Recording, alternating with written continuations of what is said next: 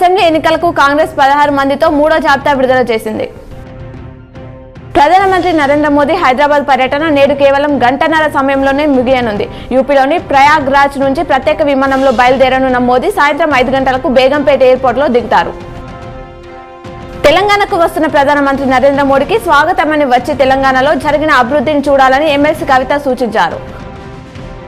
ఎన్నికల ప్రచారంలో స్పీకర్ పోచారం శ్రీనివాసరెడ్డి కంటతడి పెట్టారు. సోమవారం రుద్రూరు మండలం అబ్బం గ్రామంలో స్పీకర్ పోచారం చేస్తుండగా సుష్మా అనే మహిళ అక్కడికి వచ్చి తన భర్త మురళీకృష్ణ గతేడాది ప్రమాదానికి గురికాగా అతని చికిత్సకు పోచారం అన్ని తానే అండగా నిలిచారని గుర్తు చేసింది.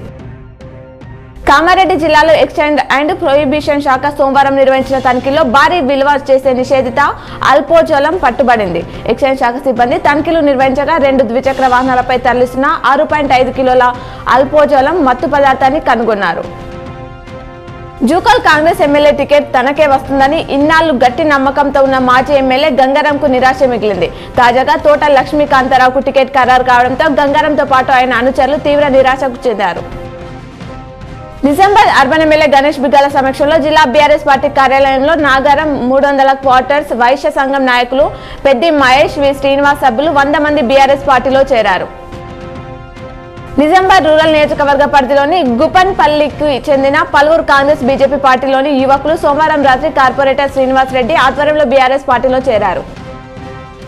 నిజామాబాద్ రూరల్ నియోజకవర్గంలో బైపాస్ రోడ్లో దట్టమైన పొగమంచు కమ్ముకుంది. దీంతో వాహనదారులు తీవ్ర ఇబ్బందులు ఎదుర్కొన్నారు.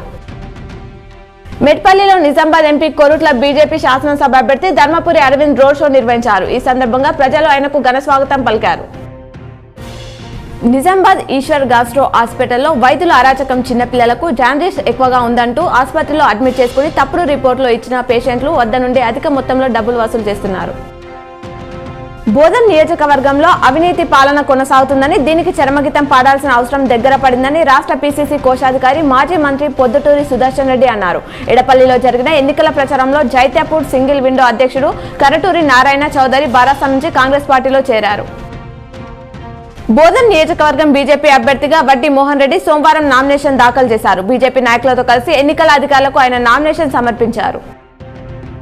కేసీఆర్ జనరంజక పాలన, అభివృద్ధి, సంక్షేమ కార్యక్రమాలకు ఆకర్షితులై దోచంద్ర గ్రామానికి చెందిన పాలు పార్టీ నాయకులు, కార్యకర్తలు మంత్రి వేముల ప్రశాంత్ రెడ్డి సమక్షంలో బీఆర్ఎస్ లో చేరారు. వారికి కండువా కప్పి పార్టీలోకి సదరంగా ఆహ్వానించారు. ఆర్మూర్ మండలం ఈసపల్లి గ్రామంలో ప్రజా ఆశీర్వాద యాత్ర కార్యక్రమంలో భాగంగా ఎన్నికల ప్రచారంలో ఎమ్మెల్యే జీవన్ రెడ్డి పాల్గొని స్థానికులకు నవంబర్ 30వ తేదీన జరిగే ఎన్నికల్లో కారు గుర్తుకే ఓటు వేసి ఆశీర్వదించాలని కోరారు.